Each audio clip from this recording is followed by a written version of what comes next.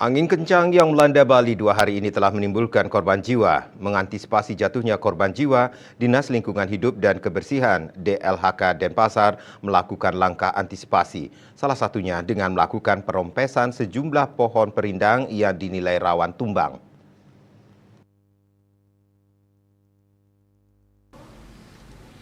Seperti yang terlihat di Jalan Melati Denpasar, puluhan petugas melakukan perompesan dan menebang pohon perindang yang sudah lapuk. Kabid Tata dan Pertamanan Lingkungan Hidup DLHK Kota Denpasar, Ida Ayu Widianasari saat dikonfirmasi Kamis 14 Maret mengatakan pihaknya secara rutin melakukan perompesan pohon bila sudah terlalu tinggi dan rindang meskipun tidak musim angin kencang. Dayu Widya menambahkan berdasarkan data tahun 2023, jumlah pohon yang ditangani DLHK sebanyak 44.460 pohon. Selain itu, pihaknya menambahkan jika DLHK juga melakukan asuransi pohon di Denpasar yang nilainya 95 juta rupiah.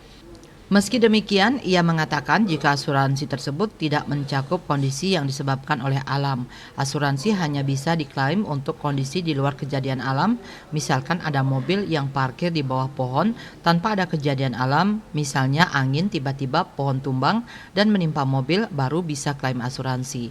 Pihaknya menambahkan nilai klaim asuransi untuk kerusakan maksimal 5 juta per kejadian per lokasi. Apabila nilai perbaikan kerusakan di bawah Rp500.000, maka ditanggung oleh pemilik. Jika di atas Rp500.000, baru bisa diklaim asuransi maksimal Rp5 juta. Dayu Widya juga menambahkan untuk korban meninggal karena tertimpa pohon akan mendapat tanggungan senilai Rp15 juta. Asuransi ini merupakan langkah antisipasi dari Pemkot Denpasar terkait kejadian pohon tumbang.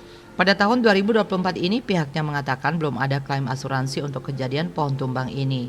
Asmara Putra, Bali Post melaporkan.